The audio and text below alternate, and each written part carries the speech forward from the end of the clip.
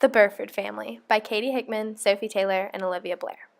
Leonard Mitchell Burford was born to William Burford in 1095 in Jones County, Georgia. His family was extremely wealthy. Once Leonard married Rebecca Warnham, they relocated to Camden, Alabama, in Wilcox County.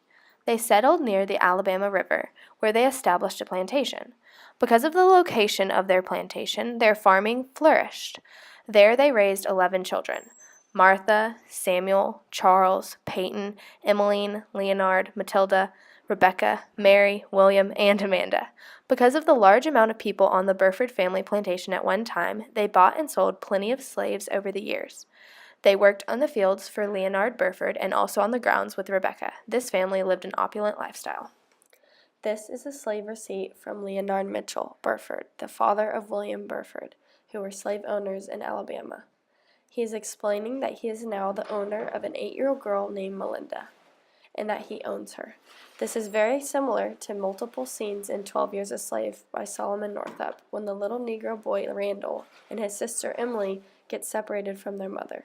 On page 81 it states, "The same man also purchased Randall. The little fellow was made to jump and run across the floor and perform many other feats, exhibiting his activity and condition. All the time the trade was going on, Eliza was crying aloud and wringing her hands. There's pain and agony for the childless mother, which we can only infer the little girl's family felt when purchased by Leonard Burford in 1845. Our next archive item is a court summons. The summons is under the Justice of Peace C.M. Burford for the McCaulfield v. Bettis case. His full name being Charles Mitchell Burford, he went to the University of Alabama in 1852 and graduated with a Master of Arts and became a lawyer. Burford and his family were considered a wealthy group at the time in the law business. This is easily compared to William Bradford and his family. Both families are high class and influential in the community. Bradford's major work is of the Plymouth plantation. Another influential family being the Winthrop family.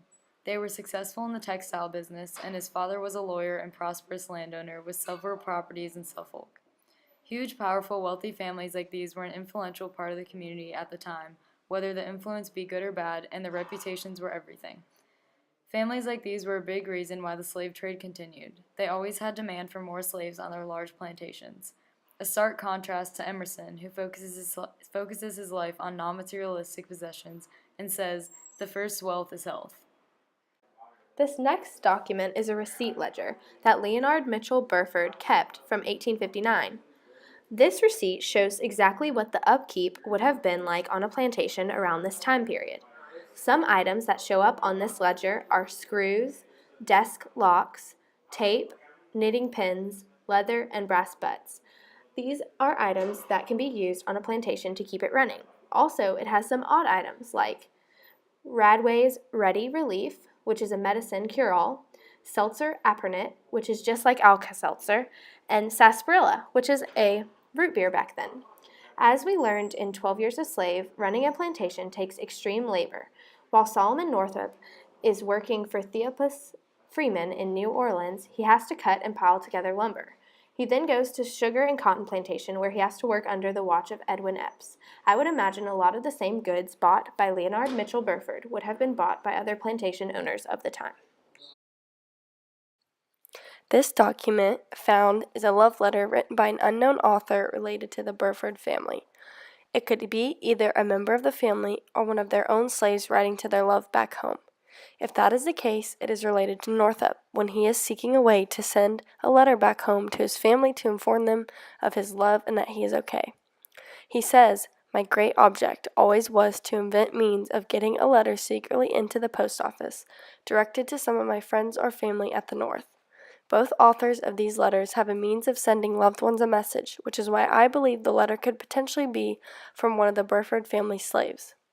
It is titled For the Last Time, which suggests it could be the last time hearing from the author.